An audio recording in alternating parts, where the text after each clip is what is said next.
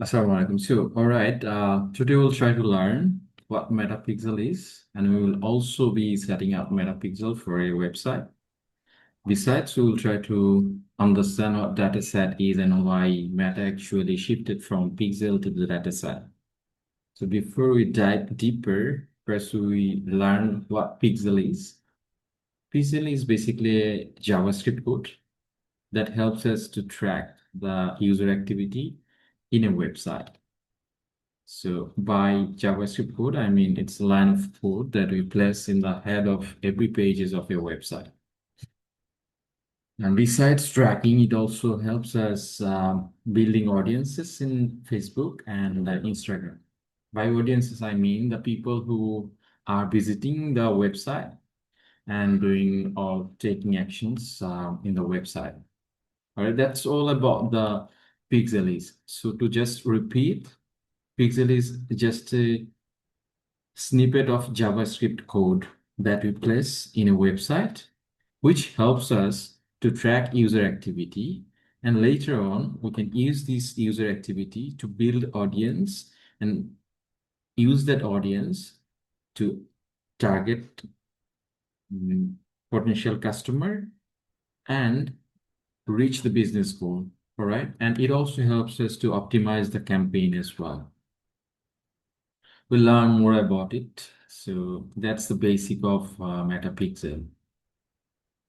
Moving on.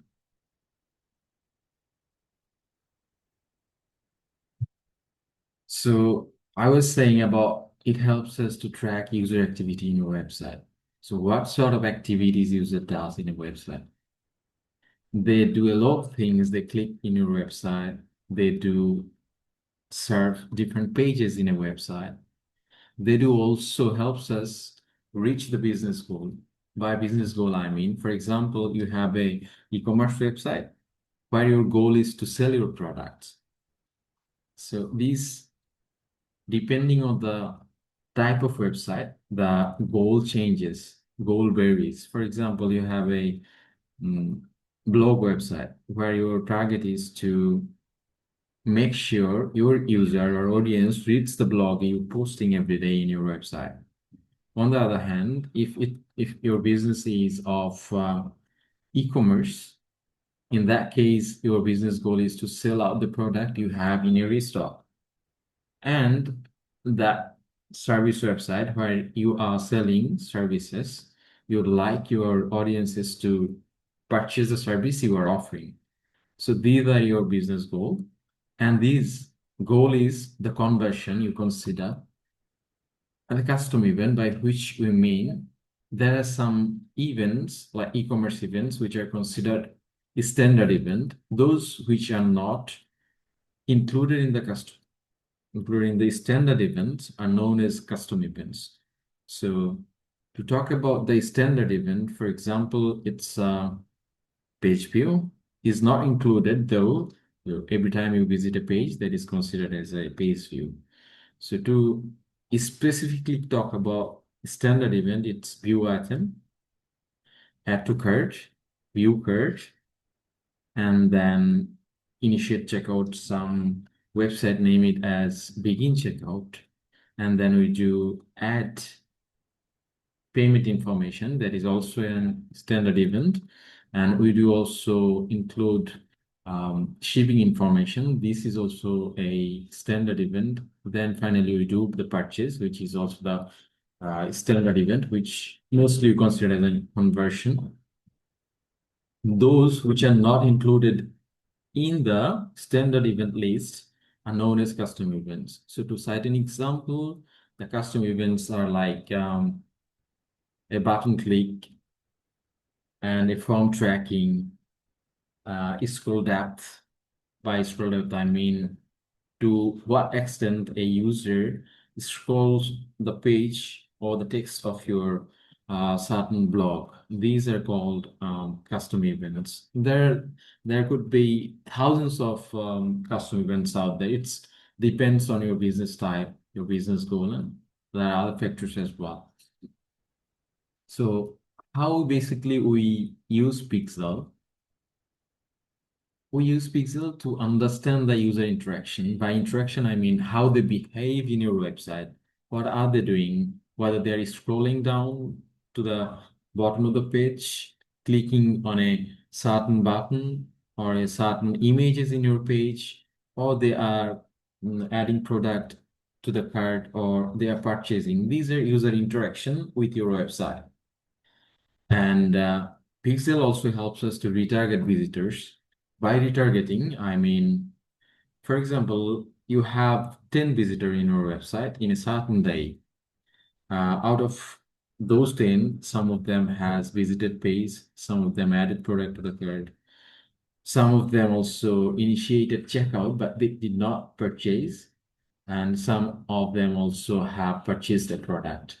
These sort of product, I mean, these sort of visitors you can use later on to retarget. For example, someone has added product to the cart, but they never purchased the product. So what you can do, you can retarget these visitor who added product to the cart but never purchased. You can simply give an offer like you have added the product to the cart, so I'm offering you 5% discount for this very product. So you can purchase now. This is how you can retarget them. Also, you can do create lookalike audience, by which it means, for example, someone have purchased a product. So buy lookalike means the one who have bought a product, you will also be able to generate audiences who are looking like those who has already purchased. So it has some criteria to meet if you want to generate lookalike audience. For example, if you want to create lookalike audience, you have to have 1,000 audience in that data set. Okay, for example, you want to create a lookalike audience on purchase event. So in that case, you have to have 1,000 purchase from your website and in a certain data set. So that are prerequisite or the requirement to create lookalike audiences, right? Moving on to the next slide. So obviously there are benefits of using Pixel.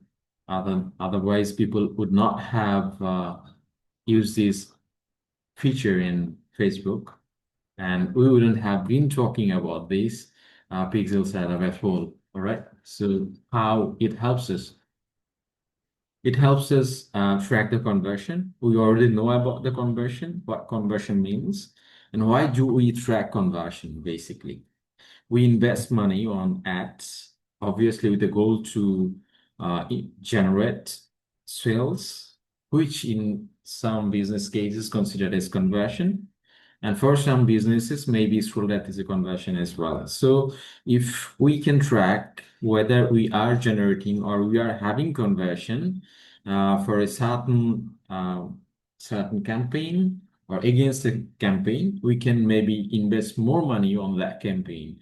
And if we know certain campaign is not generating conversion or not bringing any conversion at all, we can simply pause or delete that campaign as well. So that is why conversion tracking is important, and that conversion tracking can be carried out by Pixel Setup. As we already have talked about audience building, yes, Pixel do offer audience building using its internal mechanism. It hosts user interaction data with your website, and later on you can create custom audiences and lookalike audiences. There are differences between custom audiences and lookalike audiences. So what are the differences? Custom audience basically are created based on the events user carried out in your website. For example, you can create custom audiences on those who have viewed a certain product, and you can take help from Facebook to create lookalike audience based on that custom audiences you have created. Right? We'll be talking more about it while we'll be doing or creating the custom audiences in practice. All right. So in theory, if we keep talking about custom audiences, lookalike audience, it will not make that much sense compared to while we do it in practice. All right. So the third is ad optimization. So while you are tracking user interaction in your website and you are doing it using Pixel, Facebook basically are tracking what sort of audience is visiting your website and doing the activity in your website. So what it internally does is it takes those information and it feeds those information to its AI, and later on it helps optimize the campaign, or it does. I mean, Pixel does it internally. It has no documentation like how it does it. If we try to talk about it a bit, for example, someone has purchased, and while they purchase a product, they have provided a data about him. So what Facebook does is they try to look for the people in that very area who does similar activities before, and they show the same ad to those people. So in such instances, the likelihood of increasing the conversion increases. That's how they optimize the conversion. And cross-device tracking, which is um, about cross-device. For example, same user does some sort of activities like they viewed the product and then they added the product from the computer, and later on they, for some reason, moved to the uh, mobile phone and carried out the purchase from there. So in it, or in the user journey or the purchase journey, they haven't completed the purchase from a single device. Facebook actually can track that user, that oh, I got you. So you have added the product from your computer, but you have purchased it from the uh, mobile. So you are not two user, basically, you are a single user. In that case, the number of audiences are not inflated in the report. They, or the Pixel or the Facebook, consider them as one, right? And this is the cross-device tracking Facebook does. Moving on to the next slide. So as you already know about the benefits Pixel offers, but it has some drawbacks as well, or the limitations, you could say, not the drawbacks, limitations. So Pixel will not be doing its work, like tracking the user activities, while we have cookie restriction we already know about. Like third-party cookies are um, banned in some devices. And recently, though, third-party cookies become legal or authorized to some devices, but comes with some limitations as well. So this pixel will not work perfectly when user comes from iOS device or using the Firefox browser, all right? So these are pixels limitations. Also, about ad blockers, where ad will not be shown to the users, where user using the ad blockers in their browser, because ad blocker works in a way. For example, you are reading an article of IT. Suddenly, an ad appeared on food. In that case, ad broker can recognize, oh, I got it. So the user was reading about the IT stuff, but suddenly, where does this food stuff comes from? Obviously, it's some sort of pop-up or ads. So let's block it. This is how the tracking script work. And the privacy regulation, we all know about GDPR, CCPA, and other data privacy regulation, which doesn't support in Pixel. That is why Meta Pixel introduced the latest technology, which we'll be learning about later on. Just to give you an idea, it's a data set later on Facebook or Meta introduced. So, and the very last one is iOS 14 updates or data loss. So what Apple did is they introduced ITP technologies, which reduces the lifespan of cookies.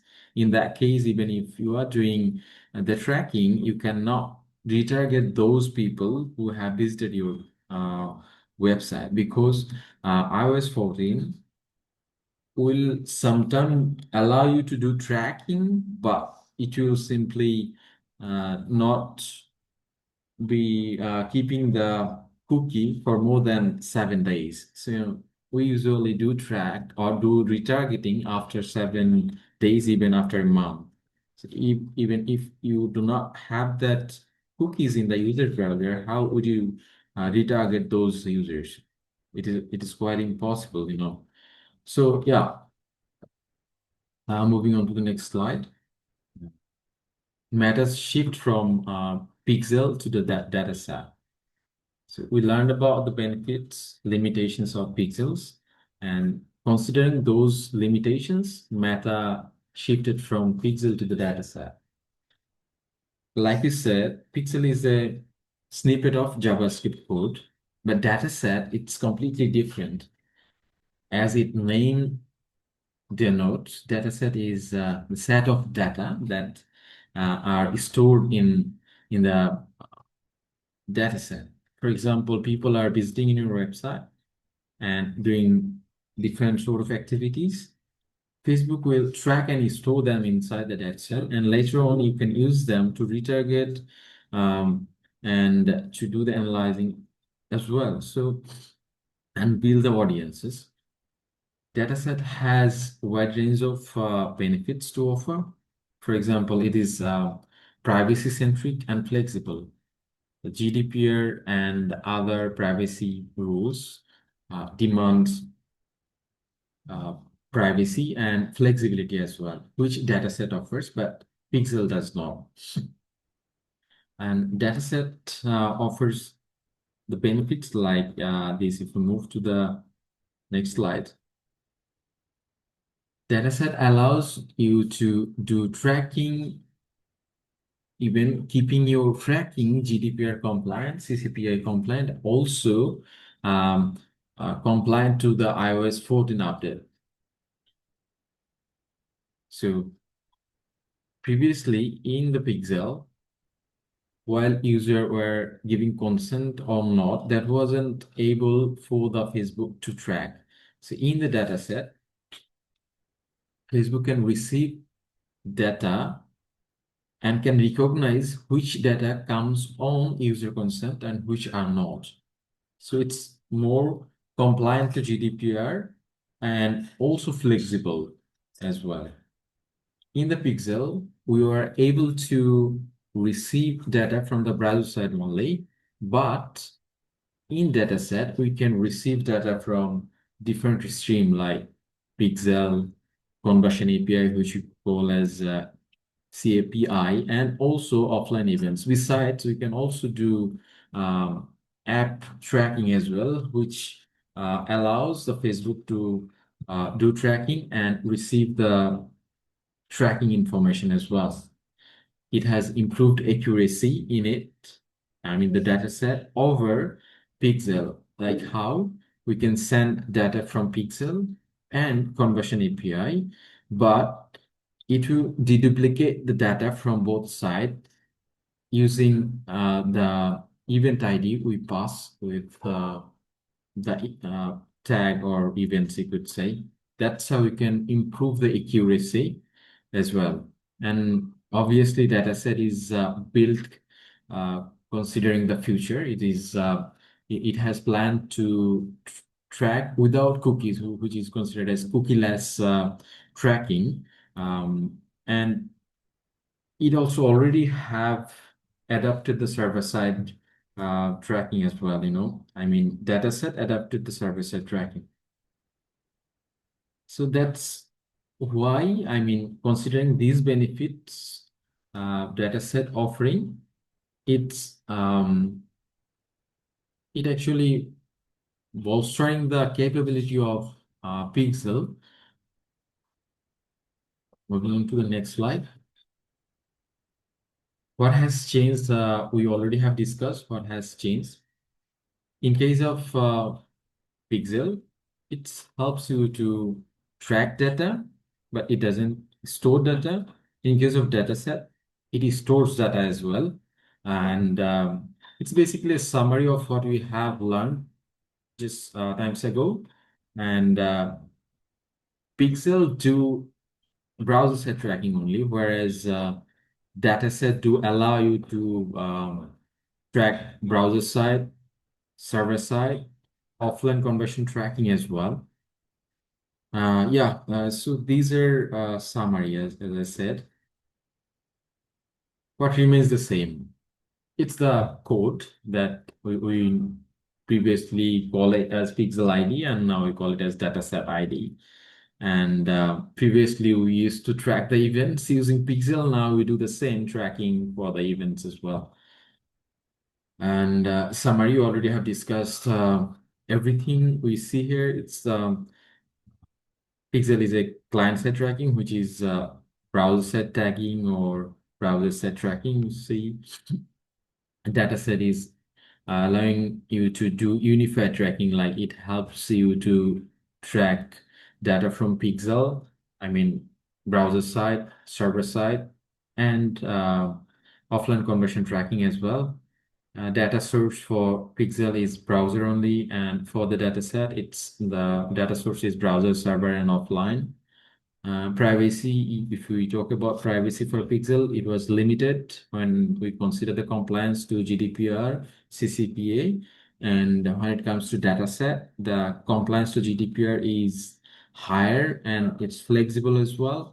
And accuracy for Pixel tracking on websites, user activity in your website was moderate. In case of dataset, it's high because it offers deduplication as well. So that's the summary and key takeaways. Everything we learned, it was the key takeaways basically. So yeah, so that's about the theory part of Pixel and a dataset as well. So in this second part of the whole session, we'll be setting up Pixel for a website, and we'll do it from the very beginning. Like we'll be connecting the website with Google Tag Manager, and then we'll connect Google Tag Manager with Pixel or dataset, you could say. So, uh, and we'll also be using only the documents provided by Meta, not any other documents to set up a Pixel. We'll only be covering Pixel setup, not conversion API today. Um, Maybe in the next class, we will be learning about how to set up conversion API, right? So to start with connecting Google Tag Manager with our website, we'll have to go to the dashboard of our website. And in my case, the website name is this. So I'll just log in it.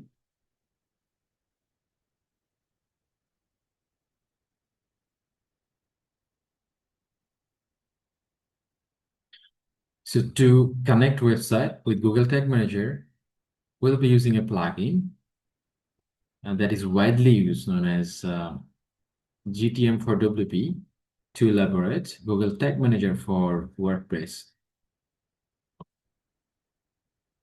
It'll take a bit of time because of network issues, so we will have to be a bit patient here. But as I said, we'll be using a plugin named GTM for WP, which I already have downloaded and activated for this website. To show you guys a glimpse of the plugin we have downloaded is I'm sorry, going to the plugin site, install plugin.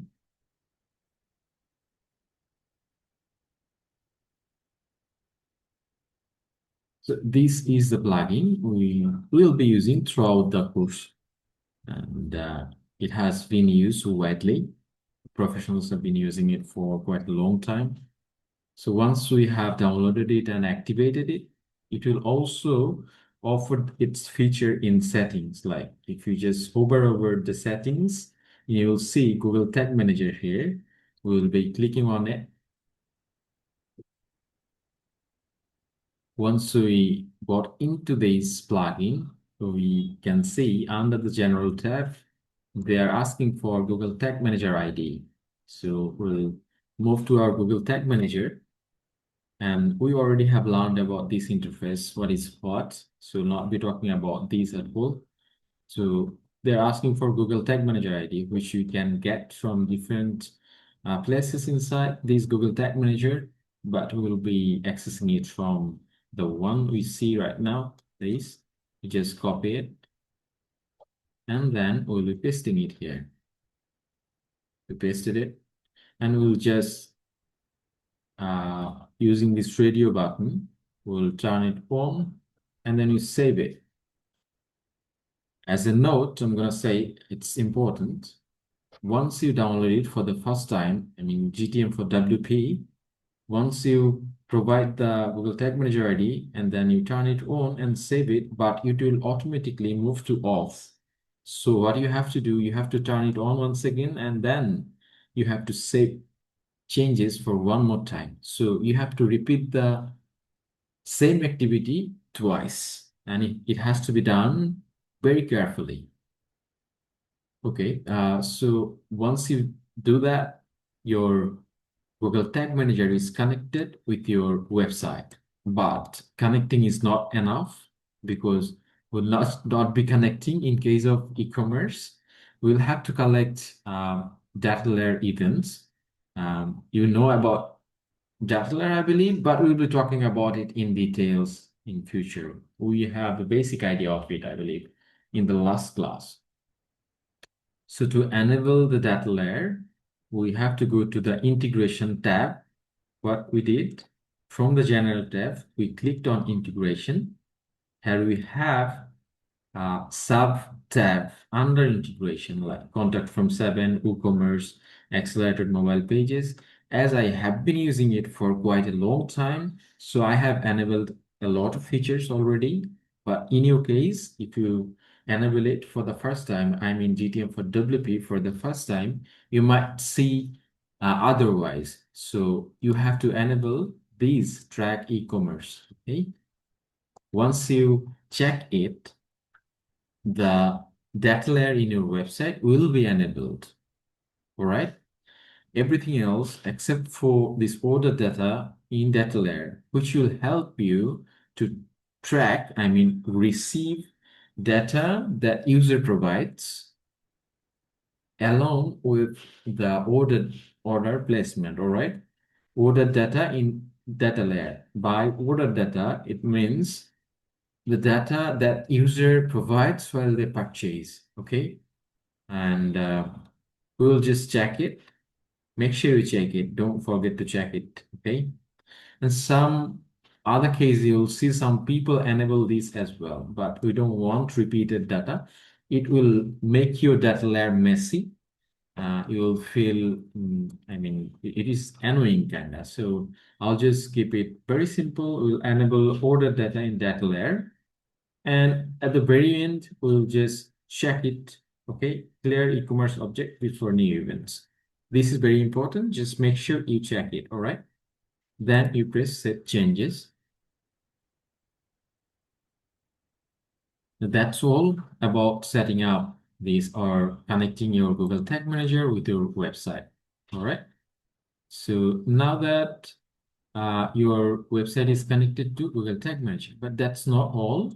We also will have to connect our pixel or dataset with the Google Tag Manager. This is how we bridge between Google, I mean the website, and what?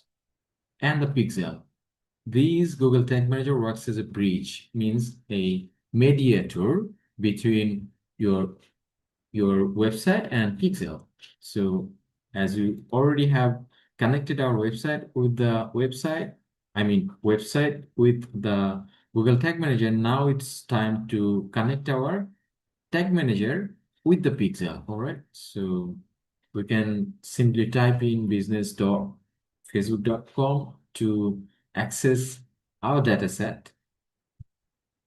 So what we do here is uh,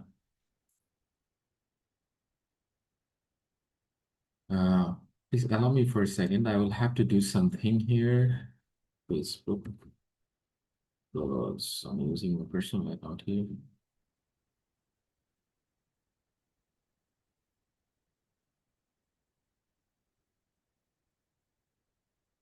Log it out.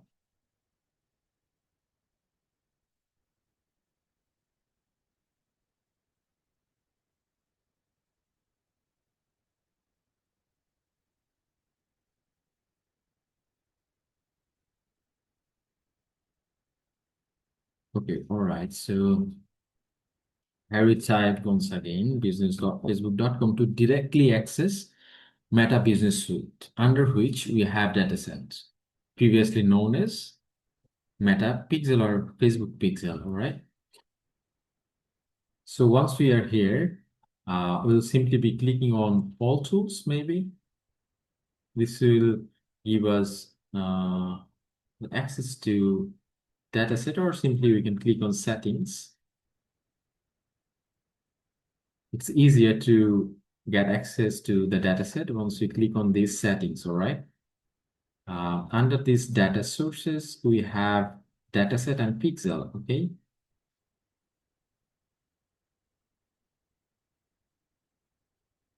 So for this very one, as I said, we'll be doing it from the scratch. So we'll create a pixel here, and we'll try to name it as friend book. Okay? So we are creating dataset now. Those who don't know, okay? We just uncheck it and then we create the dataset.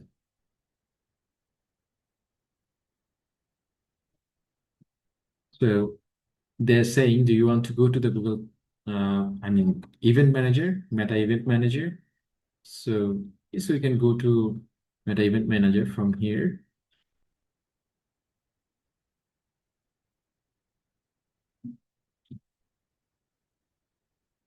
So we are taken to the Event Manager, from which we can see whether we are tracking user activity in the website or not from the test events, okay? And to connect dataset with Google Tag Manager, we'll have to find out the dataset ID using which we basically will be connecting Google Tag Manager with the dataset.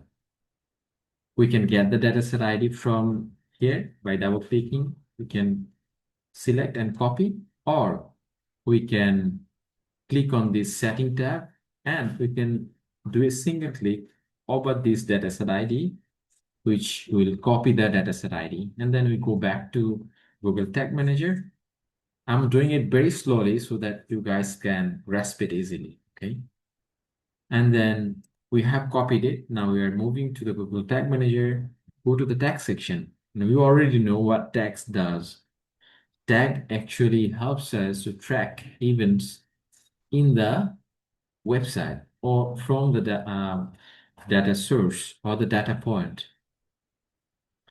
And we'll be creating a tag, new tag, basically. And then we'll be using a template created by the community leader or contributor. We'll be using a Facebook template that is not available in here. So what we have to do is we have to look for it from the template gallery.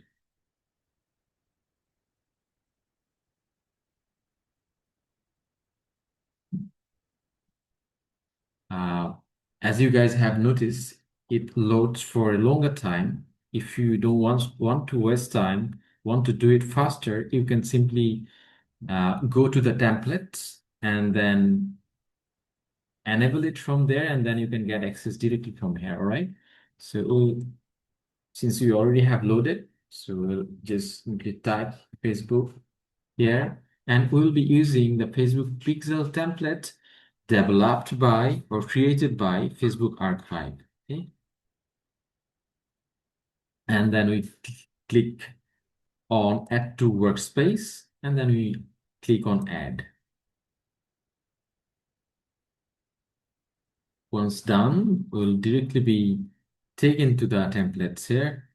As you can see, they're showing the pixel template we are using and the developed by who.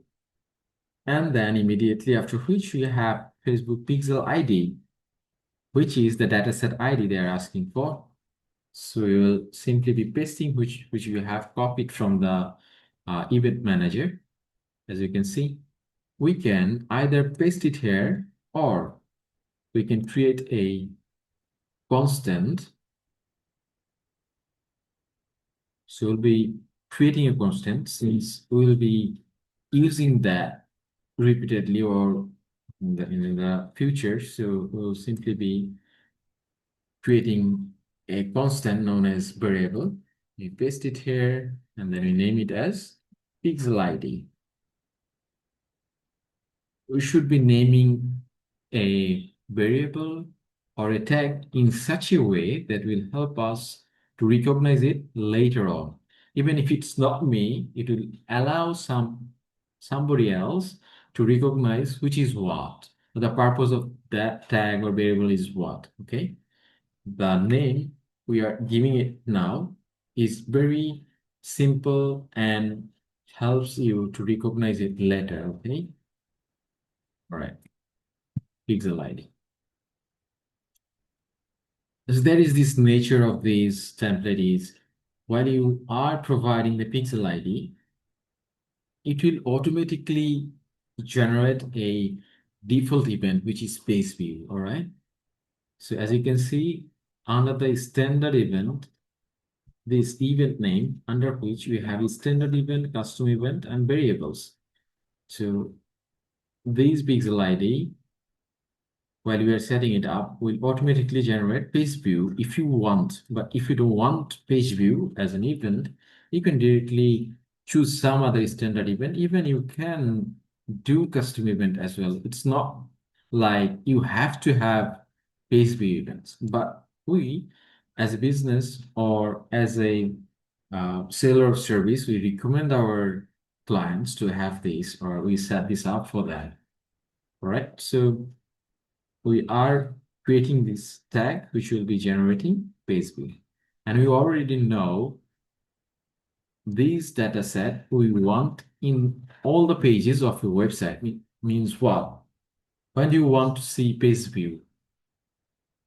Obviously, whenever a user or a certain user visits any pages in your website, it will be considered as a page view, correct? So if we want that to happen, we have to place this code, mean the pixel code, to all the pages of the website.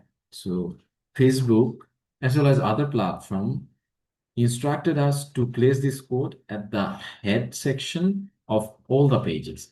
So in our pages, so we'll simply be either we can choose initialization all pages or we can choose all pages. So what are the differences here? We already have learned about it. Initialization basically uh, loads at the very first stage of loading the website, and all pages, in case of this, it's triggers when container is loaded, okay?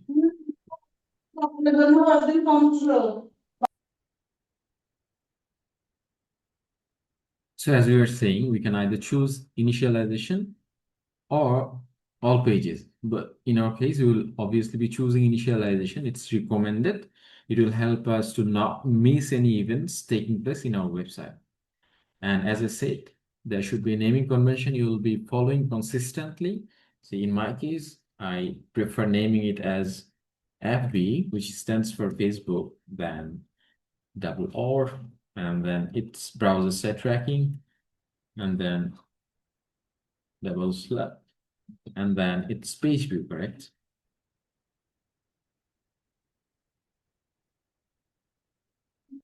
I'm doing it very slowly so that you guys can grasp it easily. Okay, save it. So now that we have connected our Google Tag Manager with the website and Google Tag Manager with the pixel as well. As a result, the website is connected to the pixel and pixel will be receiving anything happening in the website. All right. So there is a way to check if the connection is made successfully or not. So before you do check, we'll submit the container so that it becomes live. All right. And there is this standard when you are publishing the container, you should name it. What we have done so far should be named in a way like we have created a tag for page view, or you could say we have connected our Google Tag Manager with Pixel. We'd say uh, Meta Pixel integrated.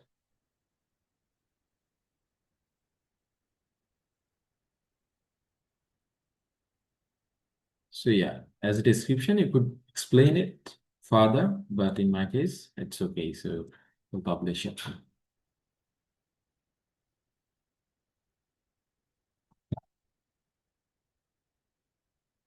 There is a plugin. Not plugin, it's an extension for Chrome, which you can use to verify whether you have successfully connected your Pixel with Google Tag Manager, but it has some glitches or bugs. Sometimes it shows wrong information, but still we'll be trying to check if the integration is made successfully or not. This is my website link. We'll be doing the preview, and we also know what this preview does.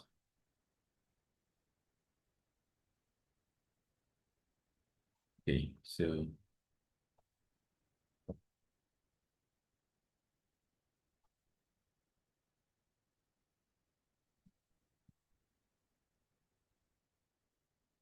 as you can see, the tag assistant shows connection is made, which means it says failed.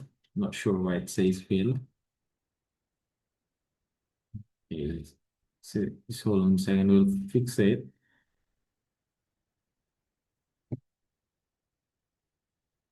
Okay, no problem. We'll just be changing the trigger for a bit. We'll change the trigger from initialization all pages to just all pages.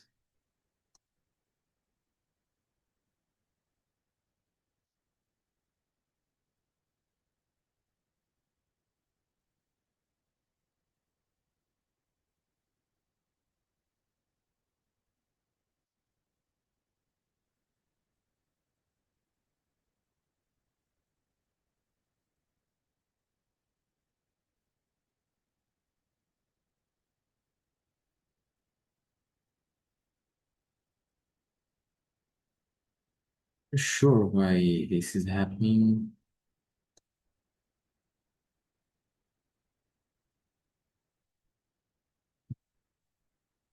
To the pixel ID, HPM, save to the preview mode.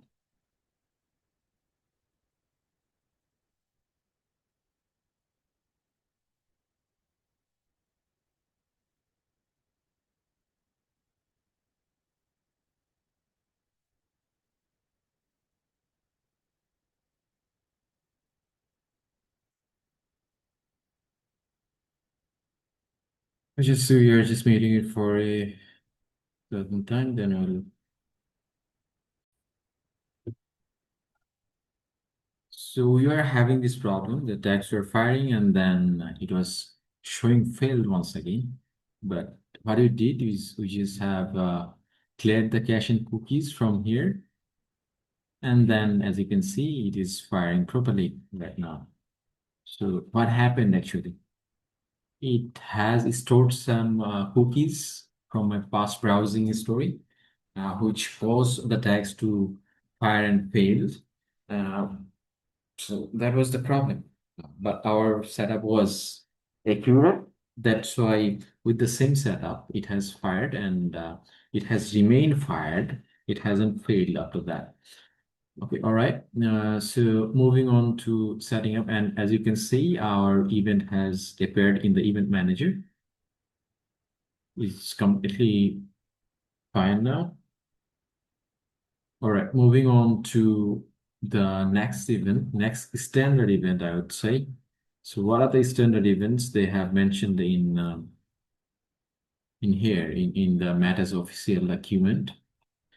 There are a lot of events out here, including events for service-based website, but we'll be setting up for the e-commerce website only.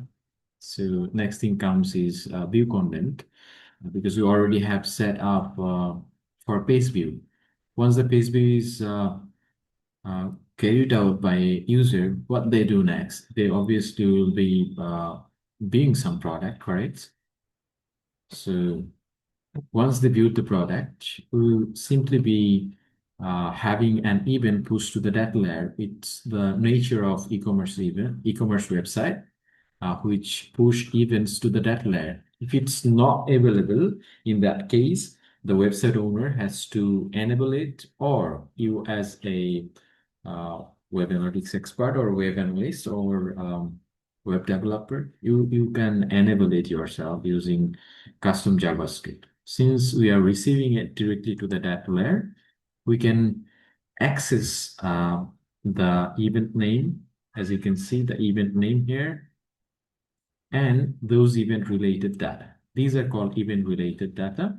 Um, so we can easily configure the tag and the trigger required for that very tag as well. As we have seen for the page view, we have selected all pages as a trigger for the view item event. We will also be setting up the trigger, but in that case, we already have been provided with the trigger, which is view item. It's a custom event. So we'll be creating the trigger with this name, all right? So we can either go to this trigger section to create the trigger, or as we already know about these things, so we'll not be doing things in a very basic manner. We'll rather be doing it in a standard way. We'll create tag, and while creating tag, we'll be creating the trigger as well. It will showcase our professionalism to the client, as well as it will save us time as well. Okay. All right. So we have got the template for setting up all the standard and custom events. Once we enable it, it will appear in the initial stage here. We're simply choosing Facebook Pixel. And now we have that pixel ID that we have created earlier. We'll simply be calling it from here. How we call it? We can either pull it using this plus. This is called, using this, you can pull the variable you have created earlier. So we can either click on it and then look for the variable you are in it. In our case, it's pixel ID. We will not be using this enhanced e-commerce data layer integration. We'll only be using this while we have user data. In case of our website, we are not getting any user data, so we'll leave it as it is. And since we are tracking view item, but in our case, it's Facebook. So this data layer is created following the GA4 schema, and Google Analytics for call a product as item. But in case of Meta, they call a product as content. So if you keep looking for view item in here, you won't find it. And in the official document, they don't call it view item, rather they call it as view content. As you can see, uh, view content, as you can see. So we'll have to look for the event name with the view content. This is the event. And this consent granted, you can keep it the way it is, or you can create a constant as not set. It's just keep it the way it is. It doesn't matter at all. And for view content, they suggested you pass some variables along with the tag, which are content IDs, content type, contents, currency, and values. So do you have them ready in the data layer? Or we have to create those um, variables values using custom JavaScript or some other way? Let's look for it. They ask for content IDs. So as you can see, for these content, the content ID is this. It's okay for the view item because while you are viewing an item, you cannot view several items at once. You are kind of forced, or we are kind of forced to view a single item at once. But in case of view cart or initiate checkout, you will have, or you can, or you might have couple of products in the cart. So in that case, if you simply use this method like ecommerce.items.0.item ID, you will only have a single ID. For multiple products, it's wrong. For multiple products, there should be multiple item or content ID. So what we will be doing, we'll be playing a bit smart, okay? We'll be creating this variable which will work for a single item in the cart or a multiple item in the cart so that we can use this variable for view content as well as for view cart or initiate checkout or even for the purchase as well. All right. So what you do here is we already have these things here. We'll just be all right. We're using these object properties. In case of this template, this Facebook pixel template, we call it as object properties. In case of GA4, we call it as event parameters maybe. Yeah, okay. So just don't forget, it's called object properties, which we use to pass event-related data or variables, okay? Or the parameters, whatever you call it. Just simply click on add property, add properties, okay? How many do you have to pass? It's about 5, all right? Okay, let's do create 5. I'll be copying them faster now.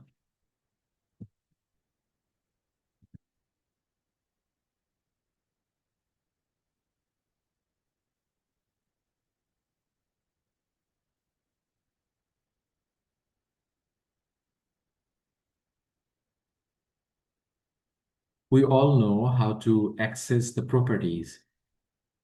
By properties, I mean this is called property, and this is called key, and this is called value, all right?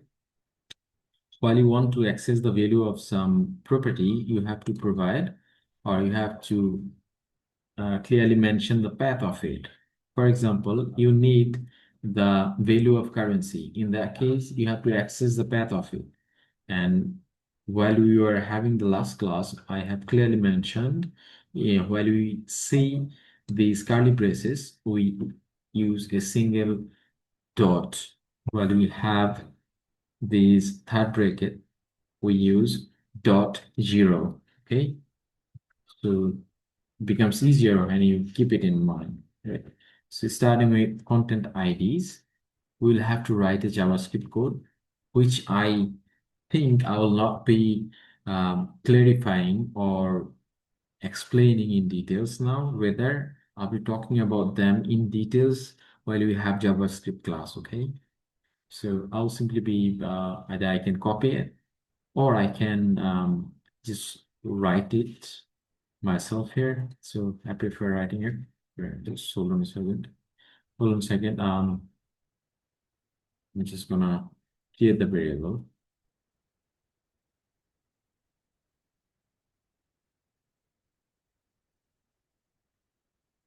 So to access this item ID, we'll be creating a variable as items variable.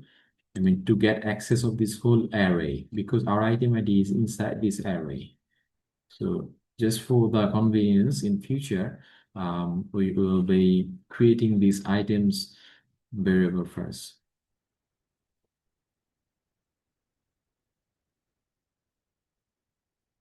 Why we choose the data layer variable? Because we are creating this variable and the value of which we get inside this data layer. That's why we choose the template data layer variable.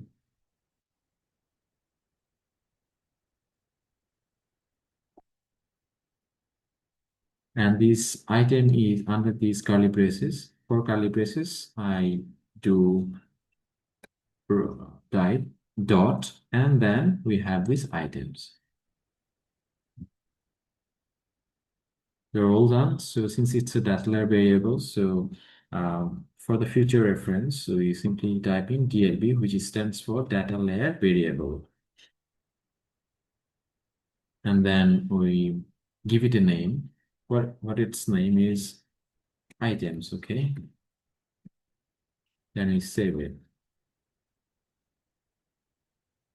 But here, as you can see, the parameter name is content IDs, but here it comes the items.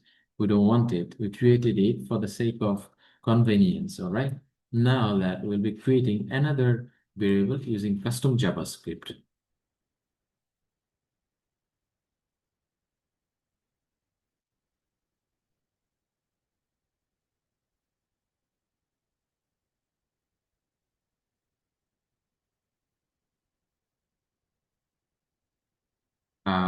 What I did is I have declared a function here, and for function, we have these things first. mm, Opening and closing bracket, first bracket means, and then curly braces inside which we have declared a variable and named it as items. And if we want to call a variable which you already have in the user-defined variable, we can simply type double curly braces, which will uh, suggest after that, and okay, we simply be choosing the variable we are in need. TLB variable, which you already have created, and we'll be using this for the convenience to, I mean, to create the item ID, okay, or the content ID. And I believe you guys already know, once we are done with the line in JavaScript, then to close that line, we use semicolon. And then we go to the next line, then we type some quotes again.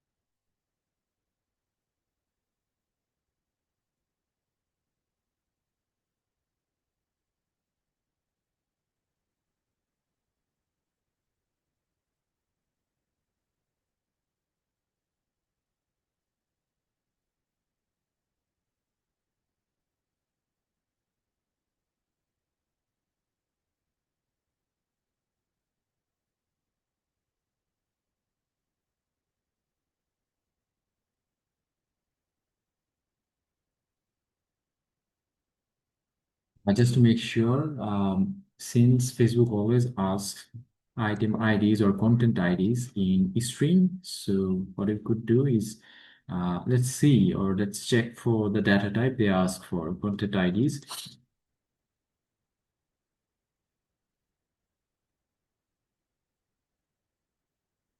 As you can see, the content IDs they ask for in what? In an inside array of integer or string. So to make sure we pass them as string, what we could do is we can write simply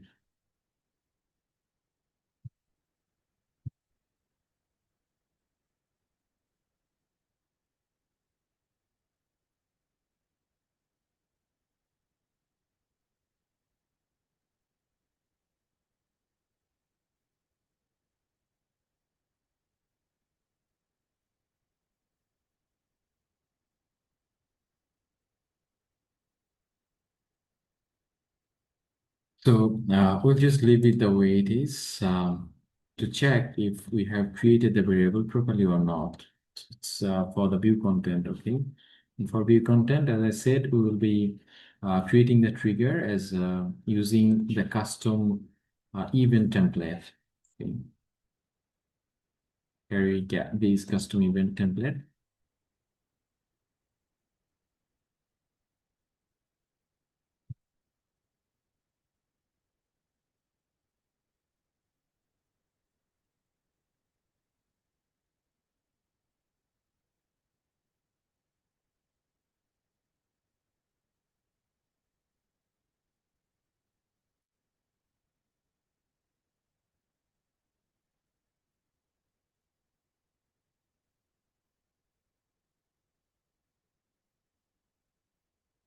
So what I did is I have created a single variable which I'll be using later on to create other variables as well. So that's why I have create single one. Now I will be checking if it's collecting the right value or not.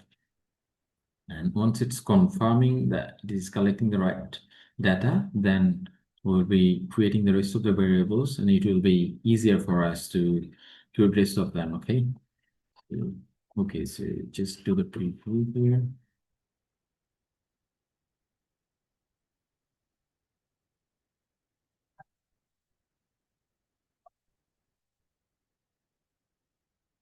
Here's another thing.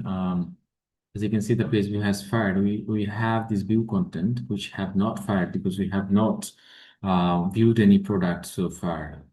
So to check if the created variable is collecting the right value and right value type as well, what we do is we simply, for the time being, keep it uh, on summary. Then we view a product. And what we do here is we have created the trigger under or using the custom event of view item. So here we supposed to have our um, tag fired. As you can see, the tag fired in this level. Okay. Now we go to the variable from here and see if the item ID has collected the right value. As you can see, they have, the Meta has suggested us to collect the uh, content IDs in this format, array of string. Do you have the value in the right format? This is array and this is string. So we are collecting the data in the right format. All right. So now our life will become easier because we'll simply be copying the variable we have created and we'll be simply changing a part of it and it will be acting the way you want it. Okay, just moving on to edit the view content event here.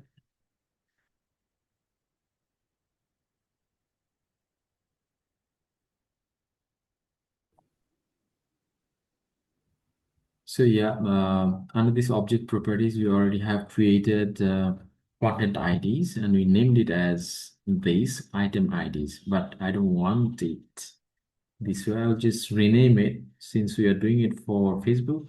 Instead of items, we'll be writing it as content, okay?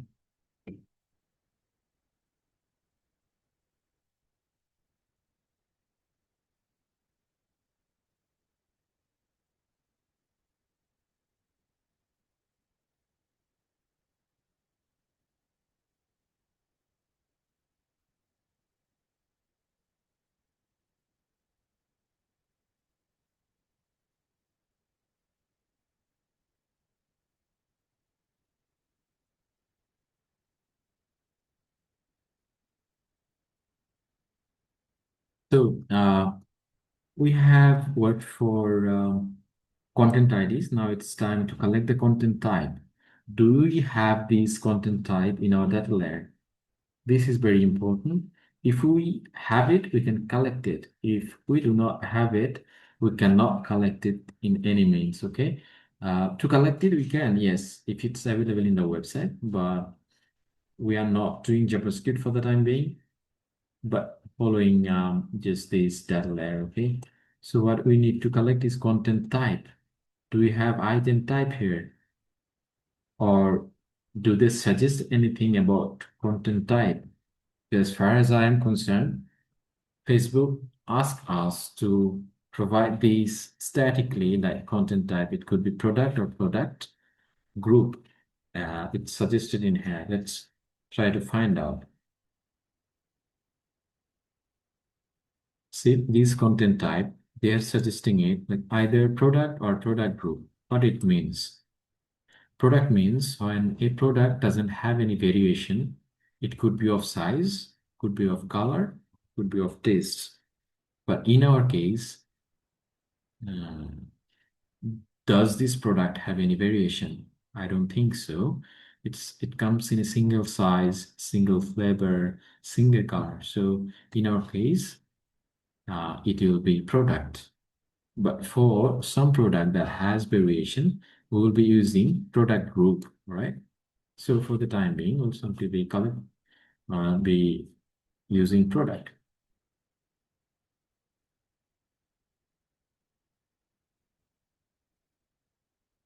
You don't need to do anything else. Simply copy and paste product. You don't need to simply make it string like doing it under double inverted comma or anything. Okay, just copy and paste. Contents, which is items that we already have created. Let's call it. As I said, we can call it using this plus button or using double curly braces.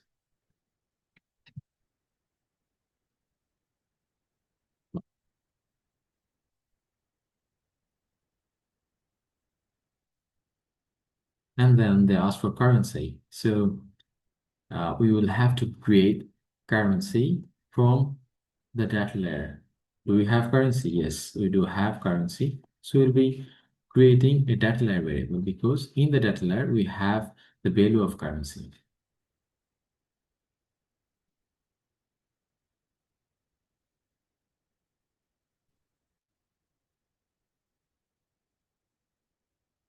So what do we do now? E-commerce is an object. So for these curly braces, we do a full stop, then we copy currency, and then we name it.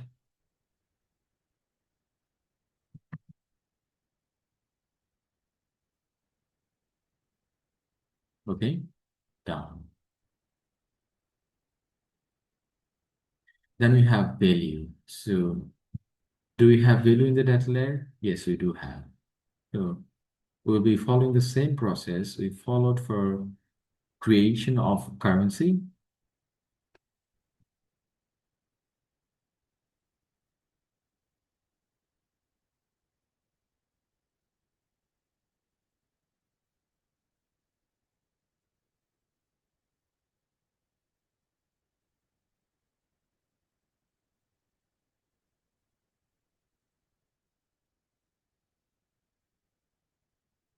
So we're so done creating this tag along with all the variable we are suggested to pass. Altogether, these are called payload. So if we single out each of them, we call this as a parameter or property name. If we call them all together, this is called payload. Okay, so just save it.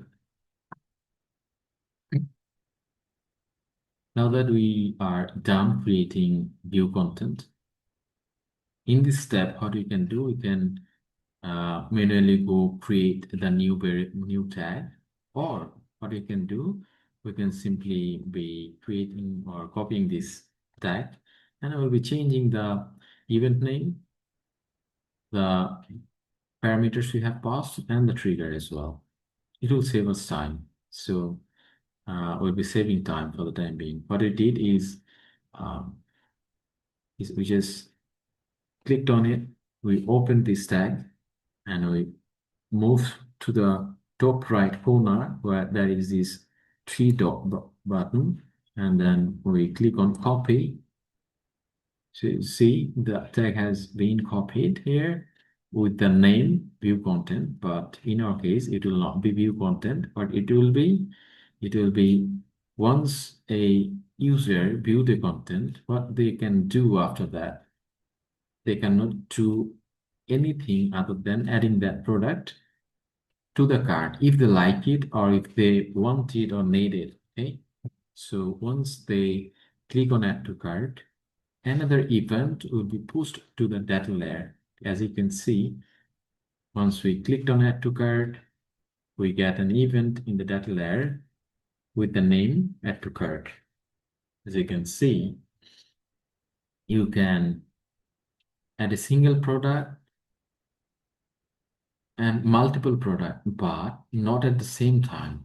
You can add product, a single product at a time, and later you can browse through another product and then add it to the cart. But a single item, you can add multiple numbers, like you can increase the numbers or the count of it, and then you can add it to the cart. But you cannot add multiple items at a time. I bet you got the idea. Okay. So we will be opening another product to add it to the cart as well. In this case, we'll just adding two products of same item. Okay. So we have this add to cart here with the details of products. Okay. So what this suggests in case of add to cart, I mean, what are the parameters they suggest to pass along with the tag? Along with add to cart, they suggest content IDs, content type, contents, currency, values. Is there anything extra or different to that view content? Add to cart, what they said, content IDs. Do we have content IDs here? Yes, we do. Do we have content type? Yes, we do have content type. Do we have contents? Yes, contents. Currency? Yes. Value? And value, yes, we don't need to remove or add anything. We just have to change the event name to what they call it, add to cart. So we change it to add to cart here. And then we have to remove the current trigger and we have to create another trigger since we are getting the event name here and it's in the custom event. We'll be using the custom event template, create the trigger. And I will simply copy and paste this trigger name and I name it as add to cart. And then I save it. And also we have to change the name of this very tag. It's add to cart. So how we have saved the time? We did not need to manually type or copy the content IDs and all these things, okay? It was there. We had to change simple stuff like the tag name, event name, and had to create a trigger as well. Now we save it. So far, we are done creating 3 tags. And now that we will be doing what? After adding the product to the cart, what you can do? You can either view the cart, which we can send to the pixel as well. So let's do create another event. This is a standard event as well. Maybe not a standard event, but we can pass this custom event because Facebook did not list it as a standard event, as you can see. If we check from the beginning to the end, as you can see, view content is not listed under a standard event. However, we will be sending it as a custom event, or maybe they have. So, like before, we will be copying a tag and we'll be changing things. It's not listed here, but it's maybe listed under the standard event here. View card. Please view at view card. No, it's not listed in on the standard event. So we can simply pass it as custom event. Why? Because it's not listed. I mean, view card, but the added product is viewed. I mean, the product we have added to the card will be viewed all together. It's known as view card. So we can pass this as view card. We'll be following the naming convention they follow. I mean, Meta follows. As you can see, for a word, the first letter is in block and the rest is in smaller caps. So we'll be doing the same for the custom event as well. View card. Cool. Uh, what are the events they would like to, I mean, since it's not listed, let's look for it. View content, view content. What we'll be doing, we can pass anything we would like to, uh, or even we could simply go check the other platform where they listed this view card or view item and what are the events they suggest. You can simply be checking GA4 standard events maybe. They do have these events listed in there. GA4 standard event.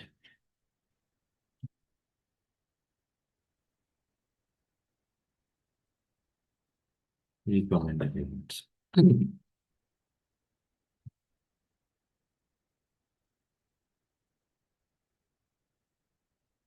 View card.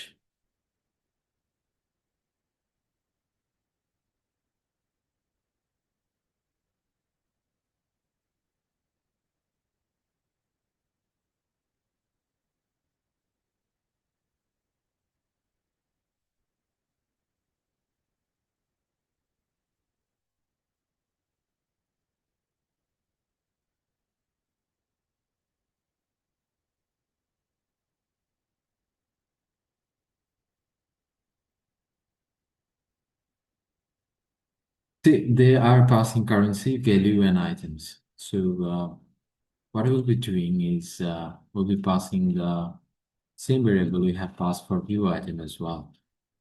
Since there is nothing recommended here, so we can pass anything we believe is relevant to that very tag or event. Okay, so content IDs is very relevant. Contents is yes relevant. Currency relevant. Okay, cool. These are the things we'll be passing, but we will be changing the trigger. We have to create one. The process and reason is same. We are getting the custom events once we view the card. See, this view card have the custom event name here. So we'll be using this event name, custom event name as trigger. View card.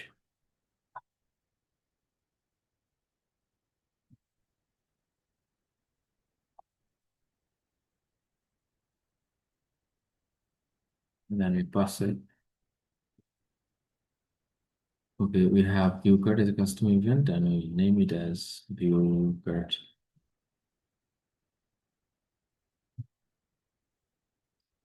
So far so good. So all seem to be.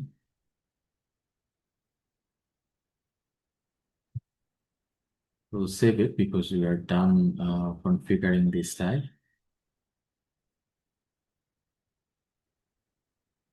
Now that once we viewed the carriage, means everything we have in the basket already viewed. So what is the next step a user can take?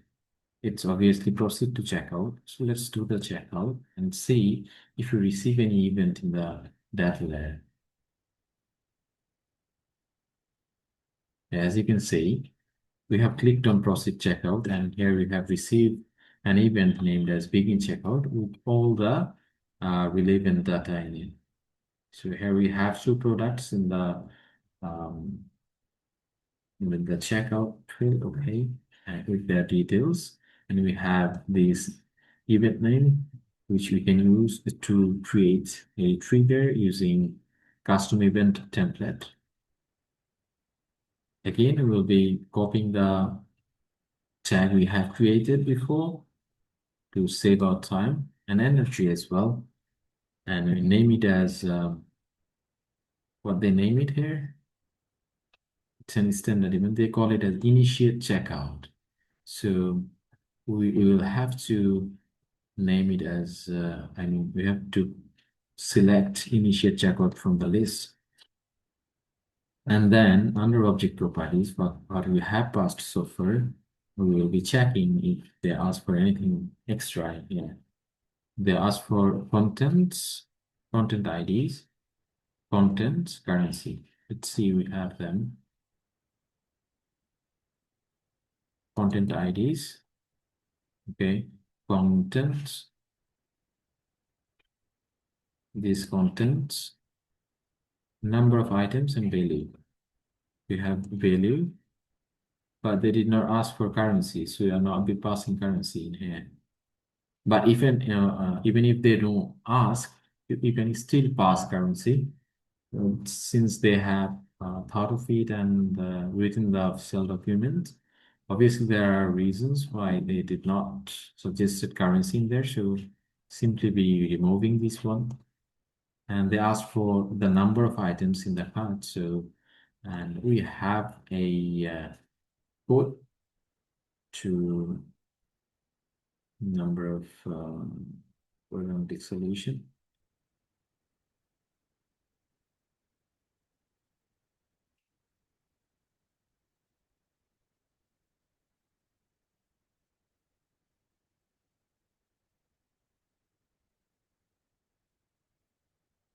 Custom JavaScript.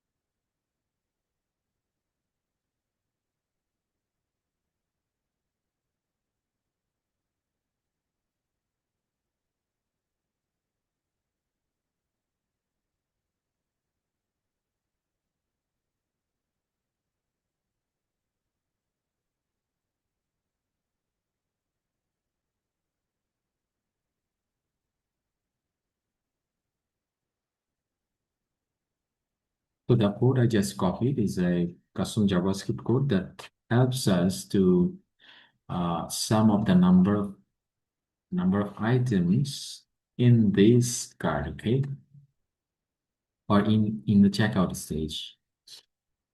So simply be copying and pasting this variable name in here, and then we will have to create a custom JavaScript variable using the custom JavaScript template, and we simply paste what we have copied from the document.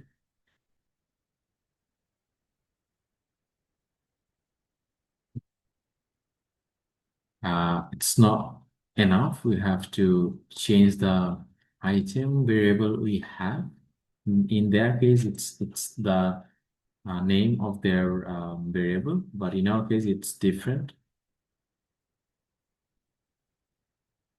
It's the contents that we provide. And we name it as okay.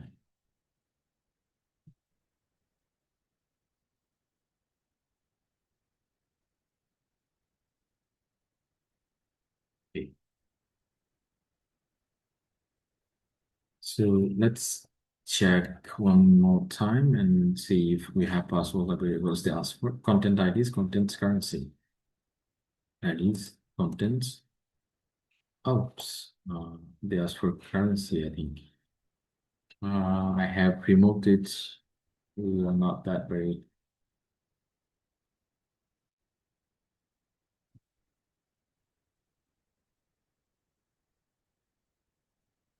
We have talked about it.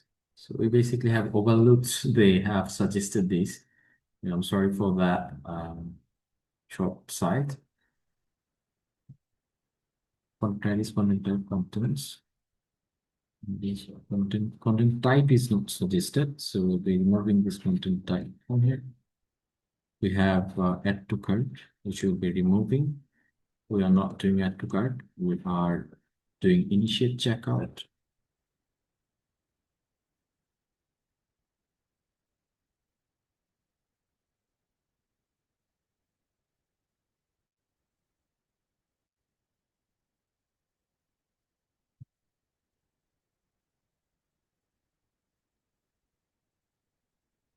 We have added the trigger, and one more thing is we have to change the name of it.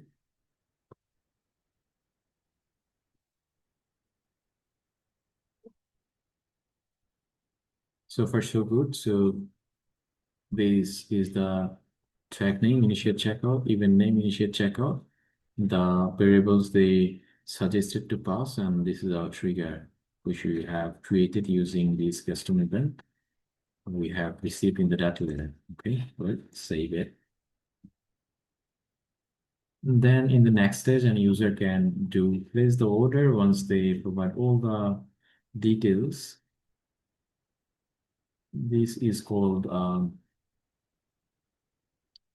user data, but we can either pass it with the browser side. What we are doing is now is browser side tracking.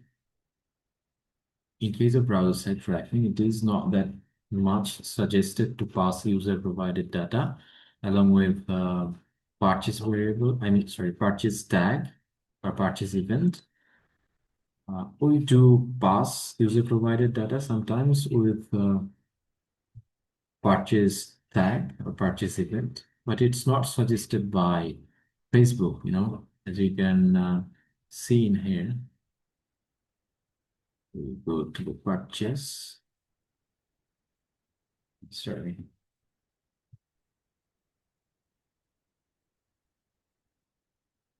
See, they did not ask for user provided data or user data. What they ask for is content IDs, content type, contents, currency, number of items, and value. So we'll not be passing user data, which means user provided data, which are user first name, user last name, email, phone number, country, city, state. These are user provided data or user data. You can either pass them on, or if you want, you don't. It's not required, okay? But in case of purchase, currency and value is required, as Facebook suggested. To make sure you pass currency and value. But when it comes to advantage catalog ads, these are sort of campaign in Meta, advantage plus catalog ads. In case of that, they require either content IDs or contents. Okay, are we sending them all? Currency, value, and contents? Yes, we are. So we don't need to worry about the requirement and the campaign type for which we are doing the tracking, all right? We'll be doing everything required, so that covers every requirement, okay? So let's go create another variable. Before we do that, we will be filling up the forms provided here and do the purchase, so that we have another event in the data layer, using which we will be creating another tag.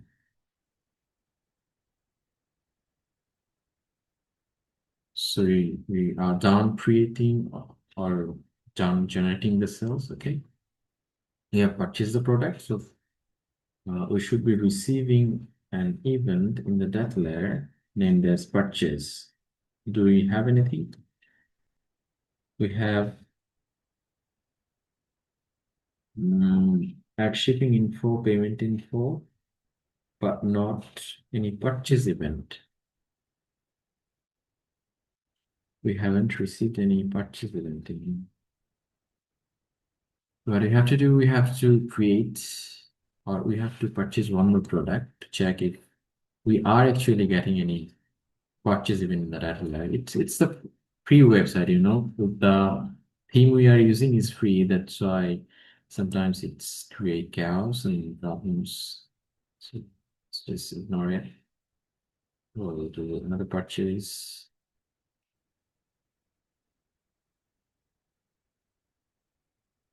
Have everything. Let's see what happens this time.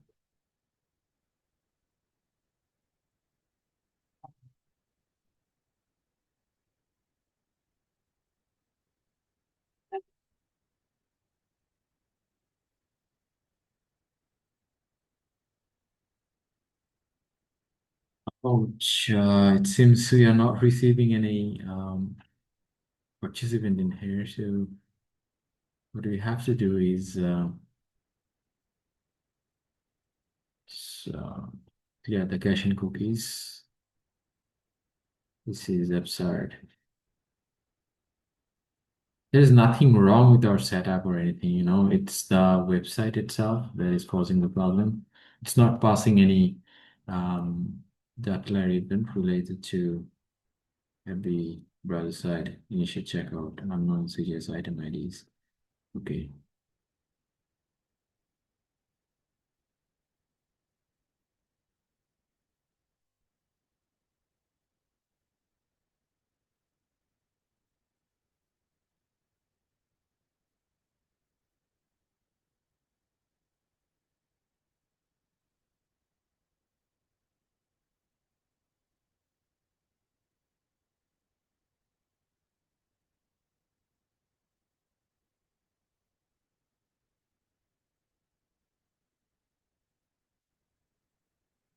What happened is we have renamed a variable which still remain the last name. So we are changing item IDs to content IDs. That's how it resolves the problem.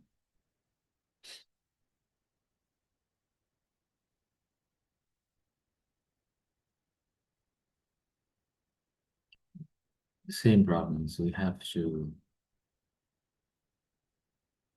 So the lesson from here is we have to be very careful while we pass the variable or rename the variable, especially.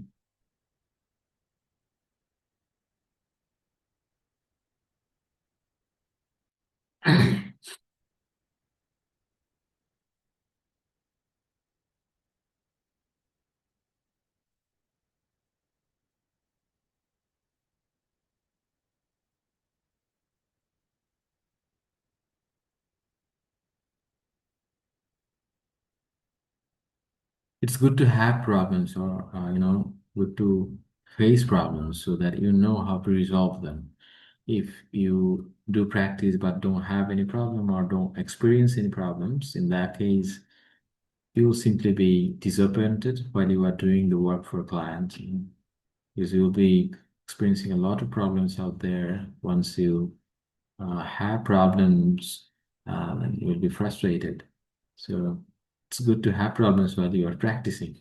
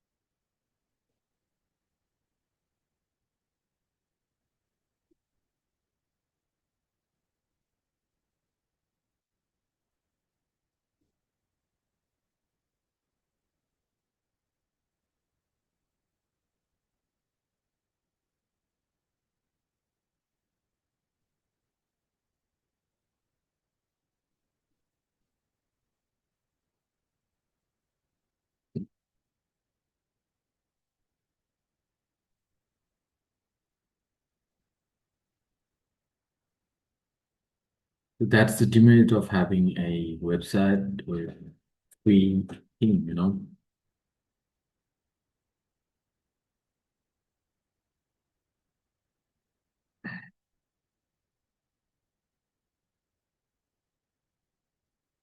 I'm not sure what is happening, but what we'll be doing is we'll be just checking the tags we have created so that you can understand if the setup is working properly or not. Here we have all the events. So far we have filled out in the website. Okay, let's do the preview one more time without the purchase. The setting up the purchase event is same as the 4 events or 5 events we have created. So it's the same process. We are having problem with data layer. It's not, the website is not passing any event to the data layer, so we are having issues. Uh, as you can see, we have previewed from the Google Tag Manager, and we landed to the home page. This is considered as a page view. Do we have page view fired? Yes, page view is fired. So what does, in which stage page view fires? It fires under the container loaded. So as you can see, if you go the container loaded, the page view has fired under this log. Okay. Now we view a product. So we have created trigger for this view item using custom event. So where does this custom event comes? It's under view item. Do we have view content at this level? Yes. So at this level, you can check for the variable you have passed along with this tag. Once you click on it and choose this value, you will see the value you have passed. So what do you have passed along with this? You have passed content IDs. Do we have content IDs? Yes, we do. Do we have content type? Yes. You have past contents. Do we have contents? Yes. You have past currency. Do we have value for currency? Yes. Um, do you have value for this product? Yes, $15. Correct. And then what we do is we add product to the cart. And for this event, we have set up the trigger using custom event from the data layer event is add to cart here. So we have our tag fired in this level and the payload is available here. You can also check for the variable value type, the variable you have passed. It has value type like this one. Do we have in the correct format? Yes, we do. Like this, and if you go to the view card, do we have a view card fired? Yes, as you can see, view card fired. If we go back to the, sorry, what I wanted to do, I wanted to add one more product so that we can check if the value and the items changes, okay, in view card stage. So we have added 2 products to the cart now. Let's go view the cart now. We have view cart in the log section. Now we check it. Do we have the right data now? Content IDs. As you can see, our content ID is array of string. We're passing product as a value for contents. We have this array of objects where the product related or the event related data are there. As a currency, we have USD for 2 products. The value for this product is 15 and this for this product is 25. In total, it's 40. Yeah, correct. Now we do check out the view card products. Okay. The card is empty. It's because we have cleared the cache and cookies. That's why it's happening. Once we close the browser, it will be all right. But I'm not interested to do these things. Okay. So we have initiated the checkout stage. Mhm. Under the checkout, we have no products in here. That's why it's not showing anything. Okay, all right. So as you can see, we have received all the events we have carried out in the website. All right, I'm gonna something.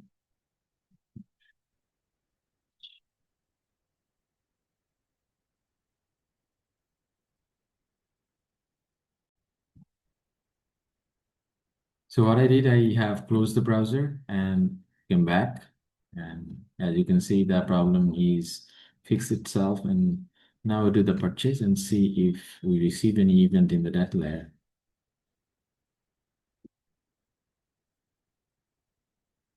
Yeah, you can see the purchase event is there. Now we will be creating another tag using simply copying the tag we already have created for this initiate checkout. Just copy this. We just rename these purchase, expunge this portion. Do we need to pass anything extra with this tag? So meta standard events.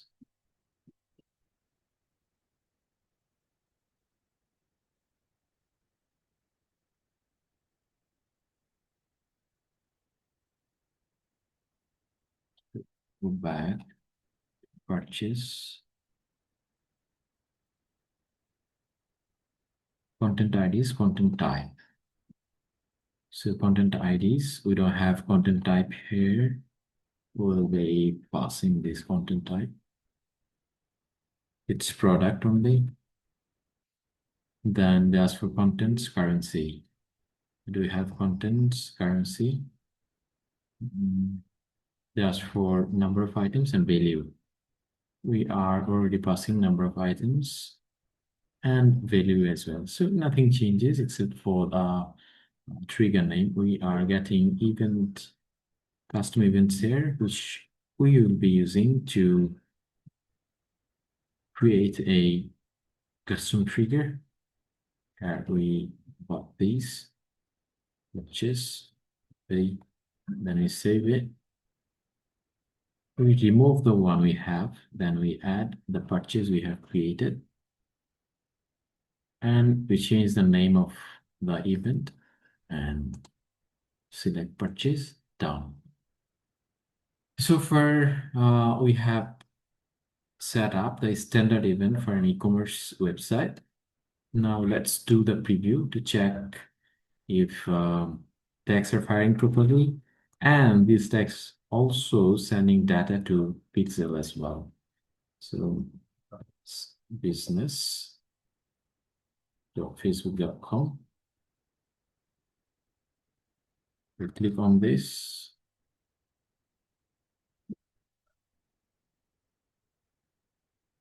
Click on settings. And then I click on data source and data set in Excel. This is our data set. From there, I'll simply be trim loop. What you have to do is connecting assets. You don't need to event manager. There's this simple change that they brought recently. That's why I was a bit looking for it. There's these three dots here, in which we used to go to event manager. Now they have brought this thing here, using which you have to go to event manager. Meta is evolving continuously. So you can recall, I believe we have passed a custom event, right? Because of which they are showing this warning sign in here.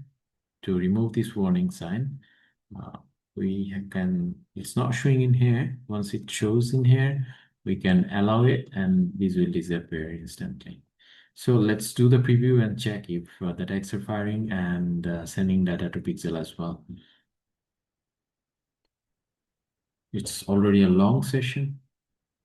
I believe you guys are not bored at all. Okay, so we are almost done. We'll be adding two products to the cart. Let's see if we have these two tags fired. What we did, we landed to the home page, which is one page view. Then we viewed a product, which is a view item, also a page view, means two page view one view item, and then we added product to the cart, and then it reloads. So view item is twice, page view is 4 times, and a add to cart. See, page view 3 times, view content 2 times, and add to cart once. Okay, cool. We have view cart. Even now, let's see the view cart tag fires properly or not. Yes, as you can see, view cart has fired, and we are, I believe, receiving all the events here. You can see page view item, add to cart, add to cart. We have added 2 products to the cart. That's why we have 2 cart. We have viewed the product, and we are receiving everything in details, like the value, currency, and the content IDs, content types coming. So far, so good. Everything is working properly. Now we proceed to checkout. And then we, let's see if initiate checkout has fired properly. Yes, as you can see, initiate checkout has fired. Now we do the purchase and check back to the tag instant if purchase have fired properly or not.